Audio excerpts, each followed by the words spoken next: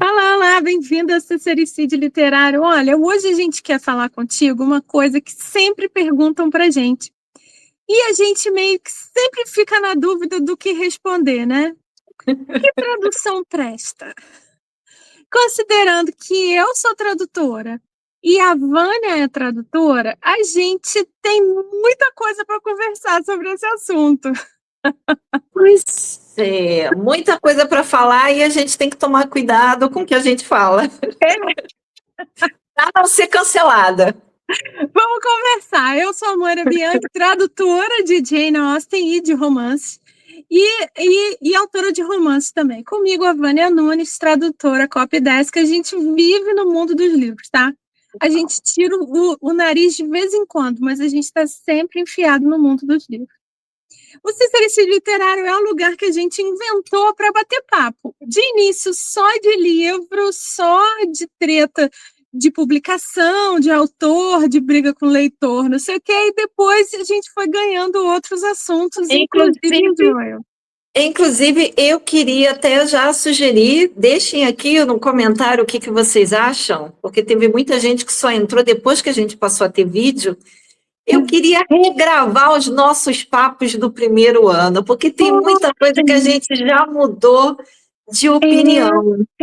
É uma boa. Então, a gente podia escutar para ouvir o que a gente falou, rir da gente mesmo, e para dizer, continuou, nicou ou não nicou. Entendeu? Verdade, mas tem tanto assunto bom ali, né? A gente fazia muita lista de assim, romances que a gente mais gostava, de guilty pleasure. Eu vou te falar que eu tô com o mesmo guilty pleasure. Quem é do clubinho agora tá vendo que eu tô nas fanfics de Harry Potter, mas eu já...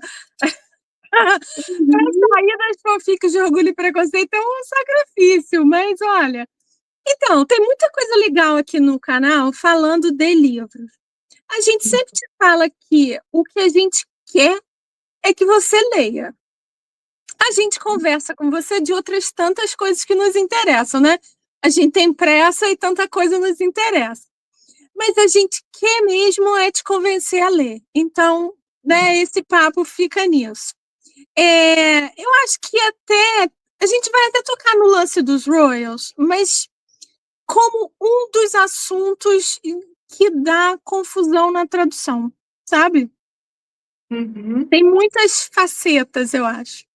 Eu ainda tô com aquele negócio, vou comprar um diamante só para ter aqui, para mostrar as facetas, assim. Eu vou ter isso aqui. Um dia eu vou me lembrar de comprar isso.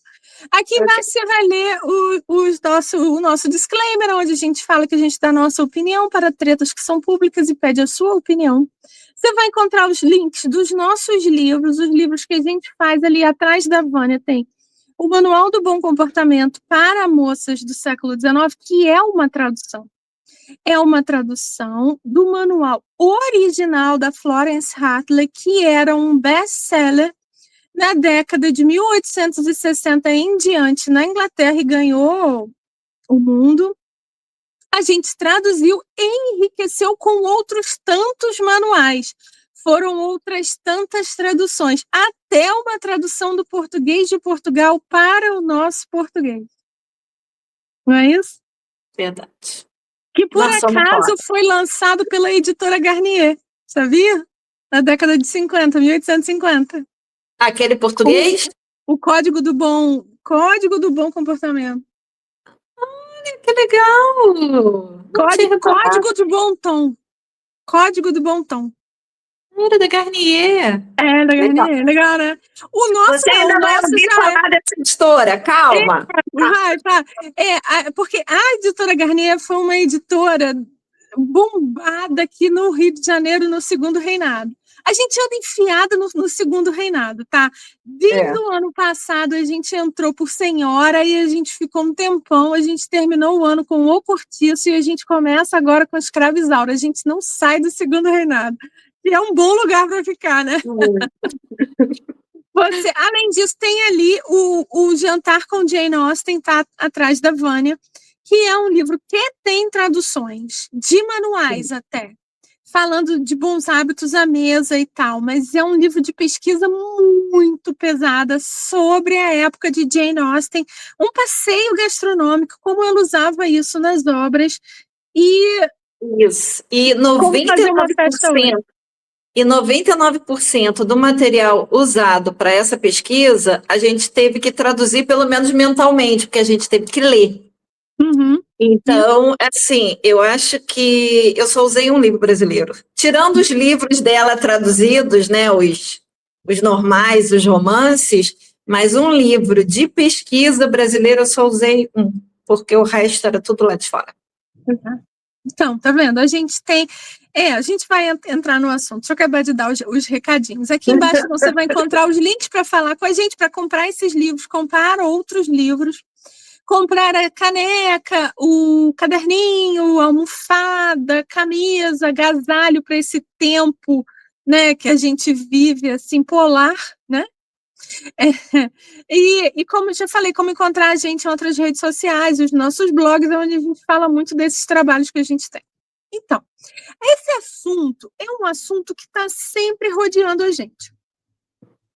Como eu te falei, a gente faz muita tradução no nosso dia a dia. A gente faz de trampo para pagar boleto. A gente faz para diversão, porque achou uma coisa bacana, a gente traduz e coloca nos blogs alguma informação, uma coisa.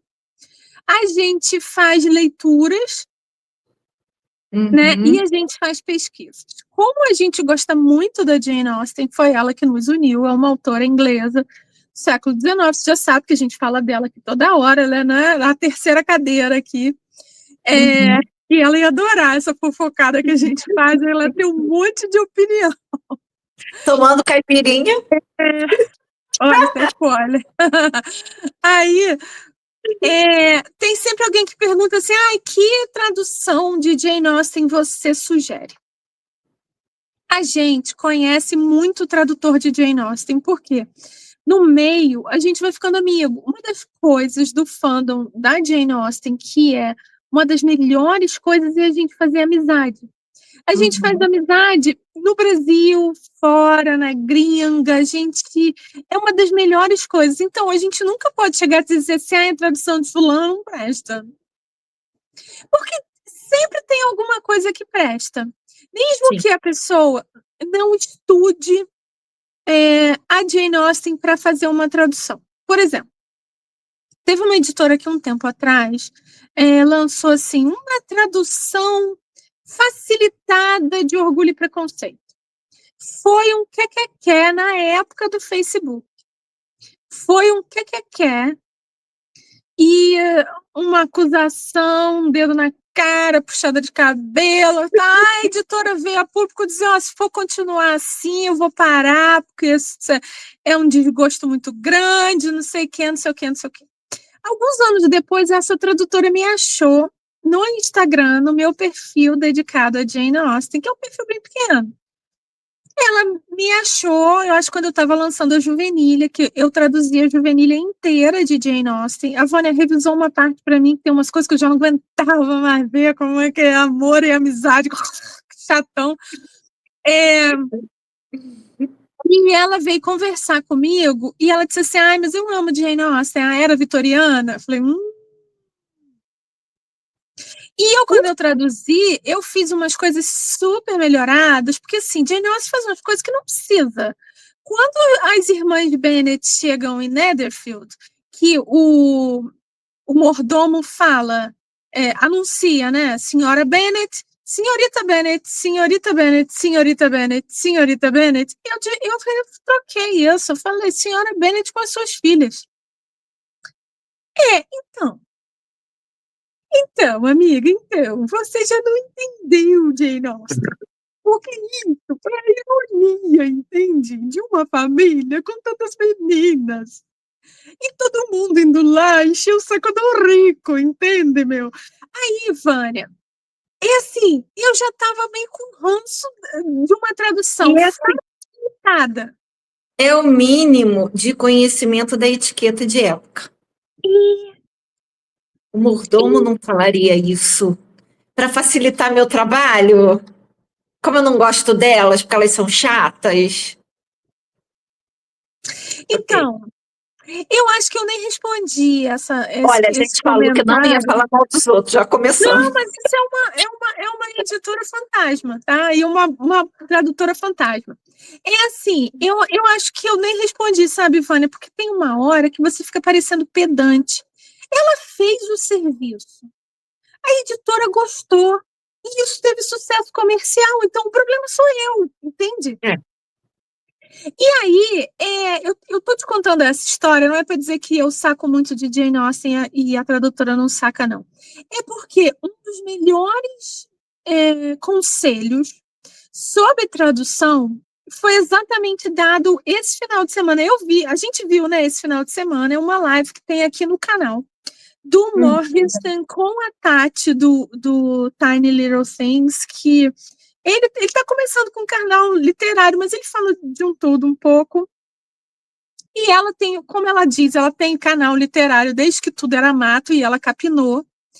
E o conselho que ela deu e ele corroborou, eu achei muito bom, que é assim, lê as primeiras páginas e vê se você gosta da tradução. Por causa disso, sabe, Vânia, você achar que uma tradução facilitada, que no fundo mata o assunto, mata a prosa do autor, né? Mas pode ser de uma pessoa que não tem o costume da leitura, ou que não conhece o assunto, ou que não conhece aquele autor. Então é uma boa porta de entrada. Tem problema nisso?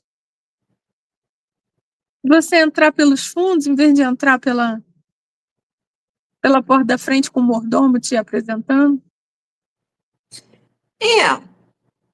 Existem várias maneiras de você apresentar, especialmente uma obra clássica. Deixa eu ver. Até aqui fazendo, já que a gente está no assunto da Jane, e por acaso o livro está aqui. Tem um monte, na verdade. Aqui atrás só tem Jane Austen. Amigo. Como a Moira falou, é a terceira cadeira. Tem assim, ó, não estou falando mal da editora, eu estou querendo mostrar, ó. Esse aqui é em mangá. Eu sei que você tem. O que você não tem de orgulho e preconceito? Não tenho muito, não. Tá rolando uma edição aí do Pavão, tá? Eu não comprei. Ah, tá, o Pavão, Fizeram que é aquela antigona, né? Com as ilustrações do Hill Thompson, eu não comprei. Ah, que legal! Então depois você me mostra. Tá? Se segurei. Então, assim, é estilo mesmo mangá, tá? Aquele feitio de desenho do rosto alongado, o olho muito grande. É muito bonitinho, tá? Ah, é uma graça. Todo preto e branco. E assim, claro que se é um mangá em forma de quadrinho, né? Com aquele balãozinho, nananã, o diálogo tá como está no livro, que tem também muita parte da descrição, né, do narrador. Então, isso é uma outra forma de você ler. Está errado? Não, está errado. Né? A coisa de você traduzir facilitado, eu lembro que aqui no Brasil também fizeram isso com obras brasileiras. Né? Grandes autores reescreveram de forma facilitada obras clássicas brasileiras e o povo não conseguia entender. Tipo assim, você pega o Machadinho. Até eu e Moira que lemos pra caramba, gente, para você ler Machadinho, você tem que estar com muita vontade de ler Machadinho. Porque ele usa um linguajar e uma forma de escrita, de montar a frase extremamente erudita. Para a novela, deixa eu pegar lá o pai dos burros e deixa eu entender que palavra é essa que ele está falando. Tá. Então, a questão é o seguinte, você quer só ler porque você quer dizer que leu? A velha pergunta, traiu ou não traiu? Ah, não, eu li Dom Casmurro, Capitu, traiu ou não traiu. Então, você pode ler o tipo de Machadinho que você quiser. Agora, se você realmente está interessado em meio que entrar na cabeça dele, entender como é que ele levou a história, como é que ele só contou o lado de Bentinho, que isso, que aquilo, o ideal é você ler no original, sem toda aquela tradução. Ah, porque eu vou me sentir burro. Meu amor, nós nascemos carecas, burros, analfabetos e desdentado e pelado. O jeito que você está agora já teve um improvement, né? Upgrade. Já teve um upgrade. Então, assim, se você vai pegar um machadinho que você ainda não entende para poder você aprender, vai ser um novo upgrade. Mas veja bem, a gente também não está aqui para passar pano para ninguém, não. Por quê? Esse assunto, a gente está para falar dele há muito tempo, desde que saiu uma polêmica da tradução do Ilíada, que vai virar filme agora, Odisseia. Eu sempre, né, que é uma continuação do outro, né? Saiu uma tradução do Odisseia que é, assim, facilitada. O que ela faz é isso, ela mata o lírico. Isso. Porque existe, até estou tentando achar o post aqui que eu salvei há muito tempo, esse assunto está rolando com a gente há um tempão. Uhum. Que era uma narrativa enorme para chamar a musa, começando o poema, e a tradutora, muito feliz da vida, confundiu não, traduziu isso como 4, 5 palavras. Numa frase lírica enorme, convocando a musa, né? Venha me falar das histórias desse homem, não sei, complicado, não sei o que, não sei o que.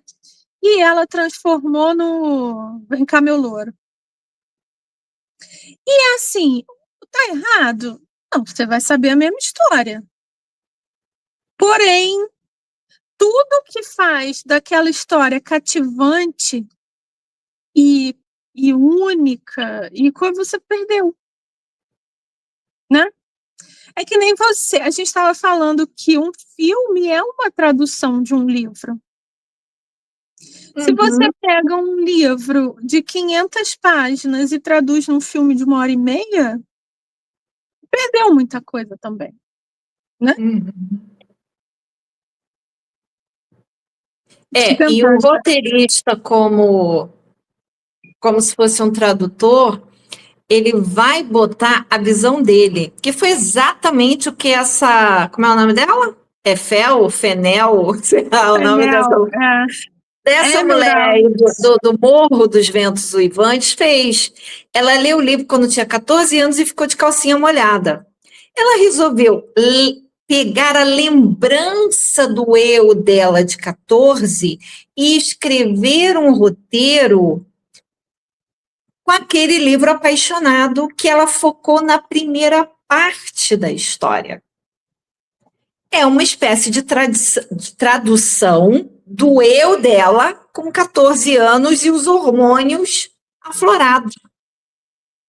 Claramente ela não pegou o livro de novo para ler. E ficou por isso mesmo. A tradução ficou boa? Ah, ficou com um cenário maravilhoso, pegou 2 atores bonitões, tentou caprichar no figurino, usou uma ou outra frase famosa do livro, que são frases bem pontuais, bem marcantes. Mas no frigir dos ovos, na tradução dela, é uma grande história de amor. Você compra essa tradução se você quiser, tá? É uma coisa, assim, que a gente sempre discute também, que aonde é fanfic e aonde é uma adaptação ou uma tradução, sabe? Ainda acho, já dei até palestra sobre isso, eu ainda acho que a linha é muito tênue, sabe? Sim. Do que é o que é. Nesse livro, por exemplo, nesse filme, por exemplo, a Helena de Troia, uma atriz negra. Isso já é uma tradução, né, Vânia? É uma tradução mais ou menos como aquela moça fez do mordomo, dando uma diminuída na apresentação das irmãs Bennet, das filhas Bennet. Uhum. É uma interpretação do que ela entendeu. Exato. Talvez por uma ou outra palavra, como a Moira já falou aqui várias vezes, que logo no início de Orgulho e Preconceito fala que Mr. Darcy é dark. Se alguém for traduzir e quiser colocar o Mr. Darcy como uma pessoa negra, e aí? Ah, mas no livro está dizendo que ele é handsome e dark, ok?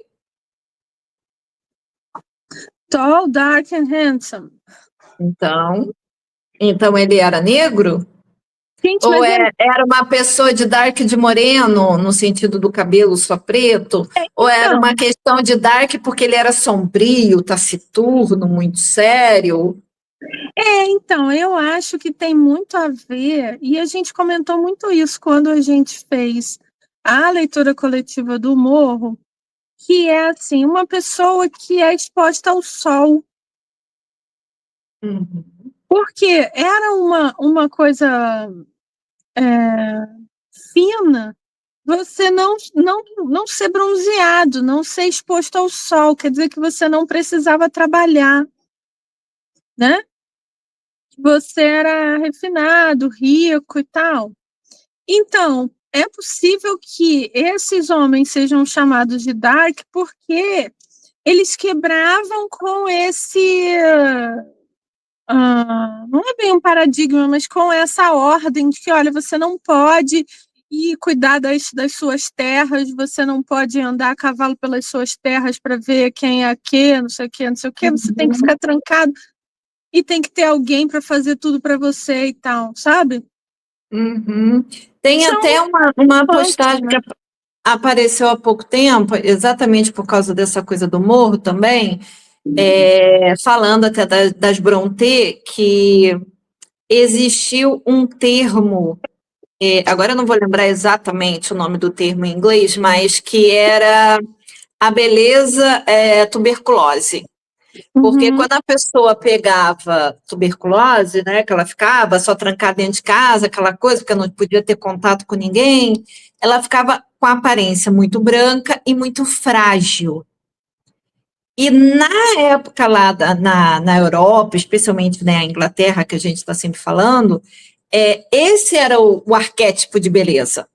Aquela mulher com a aparência muito branca, muito frágil, e existiam até creme, se eu não me engano, acho que no manual tem uma receita de um creme branqueador de pele para tirar sardas, porque a mulher não podia andar no sol, né? As meninas não podiam andar no sol para não criarem sarda, porque a pessoa muito branquinha geralmente, né, já tem essa facilidade. Então tinha um creme branqueador. A moda era aparência de tuberculose. Olha que coisa louca. Então, o Mr. Darcy ser uma pessoa dark, que era um homem que andava a cavalo, ou que ia vistoriar as próprias terras, e a gente sabe que a terra dele lá era, né, uma propriedade imensa, fala que ele andava de cavalo com Bingley, não sei o quê. Então, ele realmente não podia ser tão branquinho. Né? Por mais que ele usasse um chapéu e roupa de manga comprida. Mas se alguém for traduzir, quiser interpretar isso, que nem essa moça aí, que é até uma atriz bonita. Não tem nada a ver com o talento dela, coisa mais fria. É assim, quando eu vejo assim, um filme de época que troca a cor da pele das pessoas ou a etnia só por trocar, que nem aquele filme, tem vídeo aqui nosso comentando a lista do Mr. Malcolm, que é uma fanfic de Orgulho e Preconceito. Aquilo é impossível entender. Isso, para mim, já perdeu toda a credibilidade. Já virou uma fanfic doida. Essa lista do Mr. Malcolm tem um negro que é filho de uma indiana, que é parente de uma de uma japonesa, que não sei o que. Caraca! Né? Tem uns que eles são primos, parece que o cara é ruivo e a menina é japonesa. É uma farofa, gente, que não dá pra... Mas a mãe é de uma terceira etnia indiana, porque podia ser, não, o pai, a mãe. Não, meninas, olha, é uma confusão. Então, essa Odisseia já tinha pelo trailer uma discussão enorme, que aquilo é barco viking, aquilo não tem nada a ver com isso aí, é a mesma coisa, blá, blá, blá, blá, blá, e vem com... Olha só, já não é, entendeu? Já é uma fanfic. É uma obra inspirada em uma obra. Sim. A situação do Odisseia de Homero é essa tradução aqui dessa pessoa chamada Emily Wilson, que mudou como muitos leitores entendem um dos fundamentos da literatura do Ocidente. Por muitos séculos, as versões em inglês do poema foram... É até difícil de ler. Foram formatadas por tradutores homens que filtravam a comédia, o lírico grego de Homero. Já perdi o interesse de ler. Aí tem essa tabela de comparação. Do Fitzgerald, não o que a gente leu, o outro, Robert Fitzgerald, isso é um parágrafo. Olha aqui. Com a mesma fonte, no mesmo tamanho. Do Fitzgerald, do Lawrence, do Robert Fagles e dessa mulher. Fala a mesma coisa. Mas você vê que começa, cante para mim, musa, e através do seu canto me conte a história de um grande homem. Depois, divina poesia, deusa, filha deusa de Zeus, me sustente essa música com essa música de vários, falando de vários homens. Depois do Robert Fagles, cante para mim sobre um homem, musa, um homem que tem uma vida complicada e que é determinado a seguir seu curso. Aí o dela, me fale de um homem complicado. Musa, me fale como ele andou sem rumo e ficou perdido. Uai.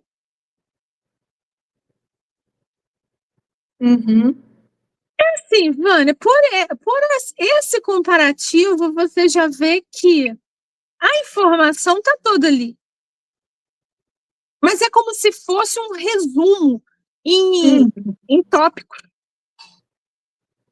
É mais ou menos aquele resumo que o povo que faz cursinho para vestibular recebe, para não ter que ler o livro. É isso aí. É isso aí. Ok. E aí, você vai dizer errado? Errado, eu acho que não tá, sabe? É uma tradução errada. Eu acho que não está. É uma tradução pobre. Tem uma coisa que eu me debato bastante, assim, quando eu converso com outras pessoas do meio, né? Mas é um papo mais de quem trabalha, de quem tem um certo interesse. Geralmente o leitor, ele vai pela capa, ele vai por gostar do autor, né?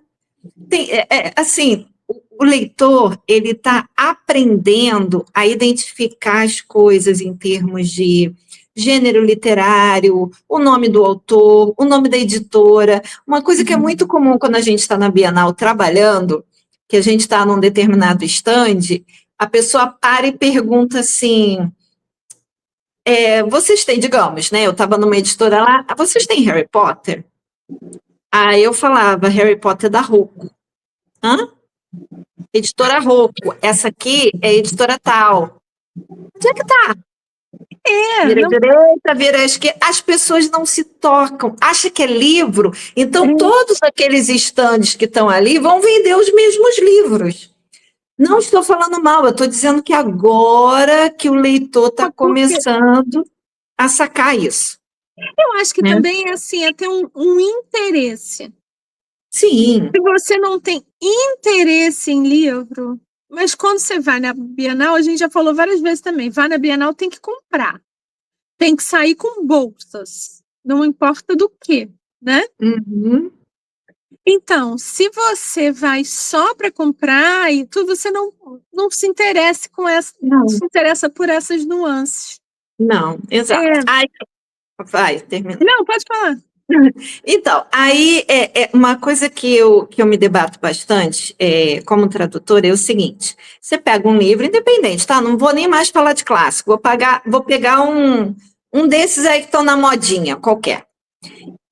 Aí você pega a autora, independente do local dela de nascimento, se ela é americana, se ela é australiana, se ela é canadense, se ela é irlandesa, mas escreve em inglês, né? Tudo escrevendo em inglês. E aí você como tradutor, você tem que ter a sensibilidade de pegar o jeito da escrita da pessoa. É a coisa Porque mais difícil. quando você vai traduzir, tem muitas pessoas que falam assim, mas quando a gente traduz não é tradução, é interpretação. Interpretação do quê, cara pálida? Não é interpretação, tá? Você tem que ter o cuidado de traduzir para a tua língua, claro, fazendo adaptações de determinadas piadas, de determinadas coisas que só vão ornar, de repente, naquele idioma que a pessoa escreveu. Então, você tem que rebolar para traduzir aquilo e fazer com que o seu público brasileiro entenda. Mas você tem que ver qual é o ritmo de fala do autor.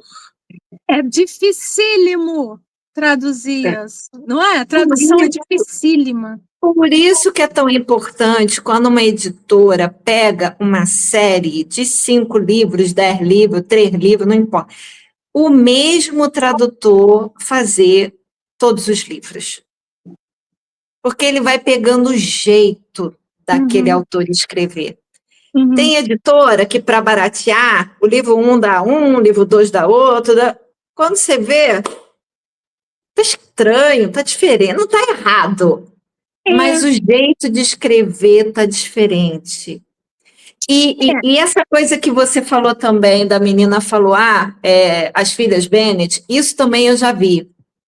Às vezes, num romance contemporâneo muito moderninho, esses young adult, que a pessoa, né, o personagem geralmente é adolescente, já começa por aí, né? Então, adolescente, fala daquele jeito, chiclete na boca, nananana. E, digamos, que tá numa cena lá de trepação, que aí a mulher lá tá no seu pleno coisa do gozo, e ela fala, ai meu Deus, ai meu Deus, ai meu Deus, 4 vezes. Aí o tradutor só bota uma. Ela gritou, ai meu Deus. Desculpa, se a autora botou que ela falou, especificou, ai meu Deus, 4 vezes, tem uma razão, é o ritmo da autora. Eu vou traduzir, ai meu Deus, 4 vezes. É isso aí. Que preguiça é essa? Onde é que tu vai com tanta pressa para comer frases inteiras de uma tradução? O que tu vai fazer depois, meu amor? Não, é uma coisa. Sabe que eu fico preocupada até com a quantidade de pontos de exclamação. Porque tem muito autor que gosta de botar 3, 4 pontos de exclamação. Sim. Eu coloco. Quando tá, A gente já tem vamos dizer, um problema aqui, que exatamente por causa desse ritmo de fala, a gente usa mais pontuação do que o americano. Sim, muito mais. Né? Então, vírgula, ponto e vírgula, nananã, a gente usa mais, porque é um pouco também da gramática brasileira, né? Vamos dizer assim, especialmente quando tem um vocativo, alguma coisa, a gente usa ali a vírgula. Eu ainda vou ficar comendo frases do que a pessoa escreveu? O livro é dela. Até porque já começa uma coisa, quando tu fecha contrato com o autor, tá escrito lá que tu não pode mudar a história do autor, tá? Tu só vai traduzir e vender.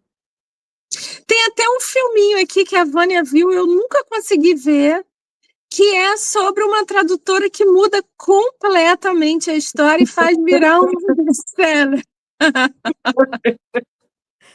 Sim, era para ser comédia, então foi engraçado. Mas eu vi com o meu estômago me revirando. Meu Deus do céu, isso é um crime! Olha, assim, porque a gente estava pesquisando esse assunto, eu vi vários vídeos aqui na plataforma mesmo, de booktubers falando assim, nunca compre da editora tal.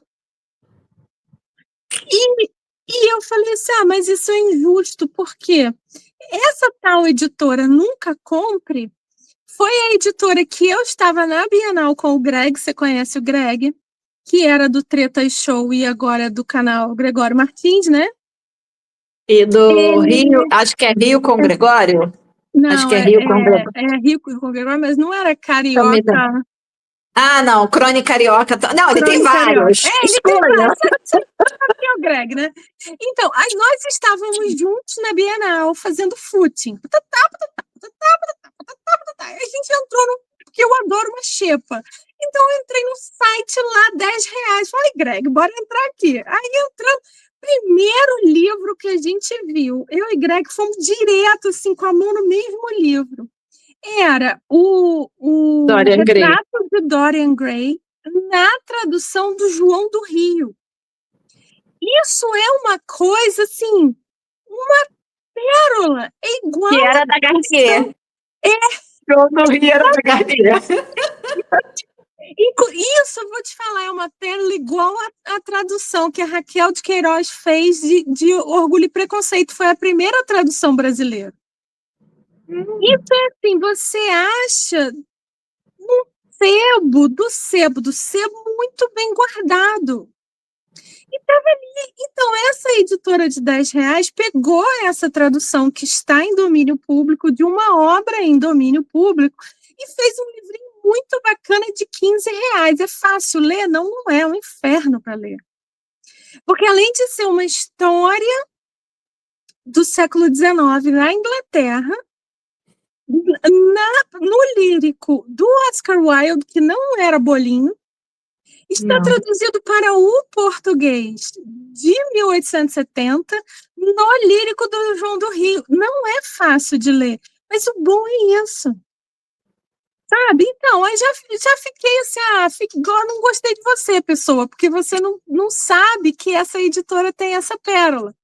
E aí, esse vídeo especificamente, ele elogia bastante essa editora, fala que as capas são boas, são bonitas, são bem impressas, blá, blá, blá, blá, mas as traduções não prestam. Eu falei, epa, já não está sabendo do João do Rio, né? E aí ele pega, Vânia, Volta ao Mundo em 80 Dias e compara com uma edição de uma editora bombada e cara. O dessa editora custou 18, o da editora bombada custou 60. E ele tenta comparar a primeira frase de uma com a outra.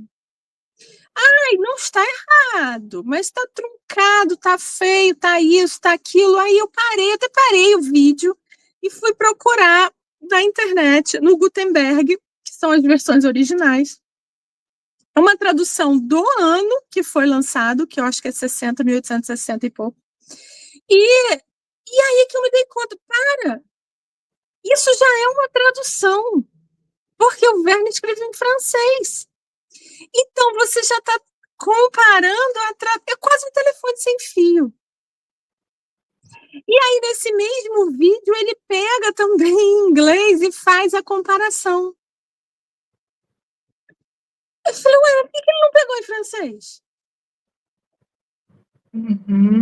Né? Então, Vânia... Eu já faria uma mesa branca com uma aguinha, assim, chamava o Júlio Verne para tomar explicação. Olha... Estou te contando isso também, Esse vídeo é um vídeo bem visto, tá? Você é capaz de se achar aí. Olha só, eu estou falando porque a mesma coisa. O que te apetece? Sabe? Que tipo de linguagem te agrada mais? Se você já veio de ler o Machado de Assis, ler o José de Alencar, se você pegar o João do Rio, você não vai achar difícil. Porque você já vem naquela linguagem. Exatamente. Sabe? Agora, se do nada você pega o João do Rio, você, opa, esquisito aqui. Né? E então, eu já vou avisando, ler Machado é difícil. Ler Machado é difícil. Não se ache burro, porque, na verdade, todo mundo que lê Machado se acha burro. É muito difícil. É muito difícil. Olha, então, eu acho que esse conselho, sabe, Vânia, é o melhor, né? Sim. Qual é o conselho? Repetindo. Pega o livro. Se você está numa livraria, é mais fácil, que tu pode folhear o livro, né? Se você está online, vai comprar naquele grande site que a gente está sempre falando aqui, do cara lá que casou na Veneza e tudo mais. Na maioria das vezes tem ali, leia um trecho, né? Leia o sample, né? E você lê os primeiros capítulos, a amostra, exato. Lê o primeiro capítulo, ou aquela parte toda, às vezes eles botam até mais de um capítulo, quando o capítulo é pequenininho. Começa a ler e vê se você gosta do linguajar. Porque às vezes você não gosta. E isso é até no inglês. Eu estava falando para a Moira que teve um conhecido que pediu, que queria comprar, eu acho que era Crime e Castigo. Eu sempre troco Crime e Castigo com aquele outro do meu autor, como é que é? Guerra e Paz. Eu acho que era o Guerra e Paz, exato. Era o Guerra e Paz. Eu quero comprar em inglês. Qual é a melhor edição em inglês? Aí eu, bora ver. Abri lá o site, peguei várias edições de Guerra e Paz e fui abrindo lá a mostra. Aí começava a ler. E aí, esse inglês aqui tá bom? Ou tá muito erudito, ou tá muito fraco? Esse aqui tá legal. Então a gente comprou daquela editora. Exato. Entendeu? Então, essas editoras que têm essas coleções de R$10, R$15, elas fazem os clássicos e traduções que já estão em domínio público. Então, são traduções de 70 anos ou mais. Quer dizer, 70 anos do falecimento do autor. Quer dizer que a tradução pode ter 90, 100 anos, né? Então, por isso que você pode achar que um desavisado diz, mas é ruim. Puxa vida, não é ruim, ele é uma forma de baratear, né? Porque, inclusive, nesses vídeos que fala disso, não compre da fulana, são as pessoas que dizem, mas veio o Black Friday, eu comprei 35 livros. Leu. Ou só disse que comprou? Para fazer aquela montanha de livro que você traz, bota em frente, começa. Comprei isso, mas você leu.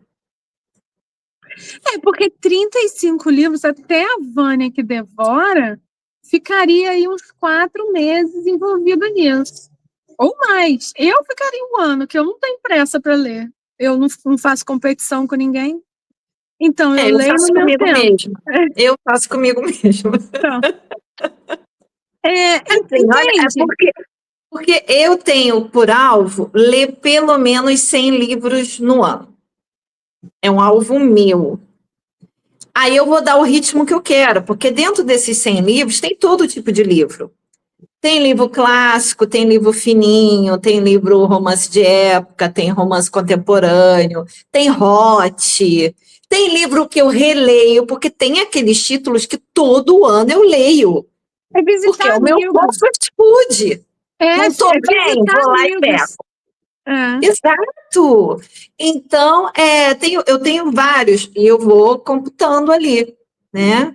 Mas é uma coisa minha, tá? É doideira minha, cada um lê o que quiser, tá? Aqui não é competição, a gente sempre Não. fala isso, pelo amor de Deus. Então, o conselho que a gente dá é esse, que a Tati deu do Tiny Little Things e a gente amou. É isso mesmo, procura. E eu acho que, assim, se você tem uma tradução de alguma coisa aí que você acha difícil, pega outra. Às vezes, já conhecendo a história e voltando naquela tradução difícil, você se sente mais à vontade. Eu acho que, para mim, o melhor são as edições bilíngues. Porque se eu desconfio do que está escrito, eu vou no original. Orgulho e Preconceito, por acaso, é um romance que eu tenho muita intimidade.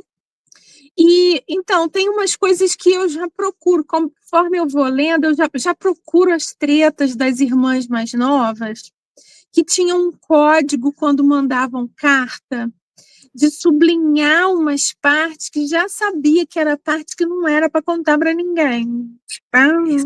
E aí, difícil a tradução ter isso, porque isso é uma treta da treta, só de quem estuda as cartas na época que vai saber disso.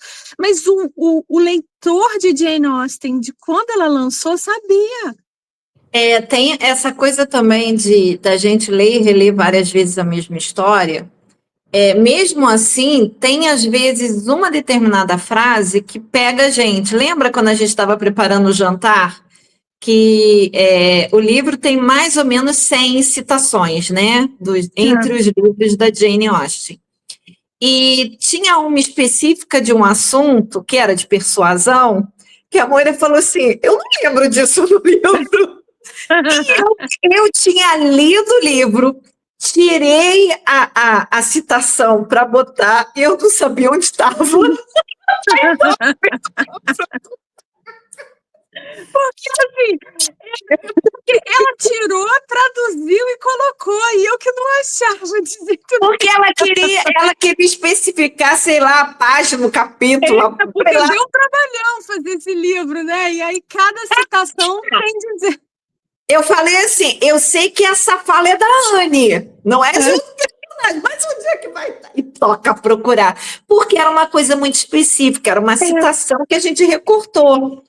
Exato. Isso acontece, porque a gente vai lendo e relendo não sei o quê, e a cada vez o holofote vai para um lugar. Isso. Né? E cada pessoa que traduz de uma maneira. A gente trabalha junto há muito tempo, mas ela pegou um trecho, traduziu e eu não achei.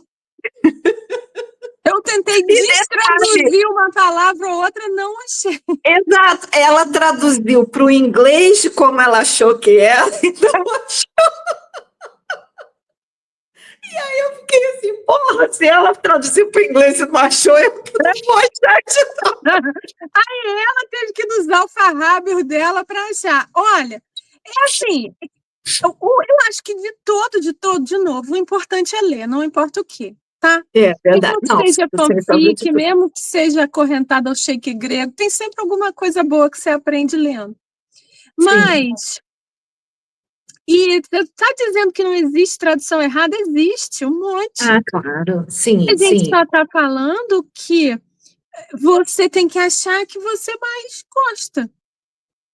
E daqui a 5 anos você relê aquele livro em outra tradução, você vai achar o erro. Acontece, tá? Tem editoras aqui que às vezes eu meio que recomendo, mas não é uma obrigatoriedade, que é aquela que eu falo que tem as edições capa dura, comentada, cheia de desenho, não sei o quê. Eu gosto daquela edição.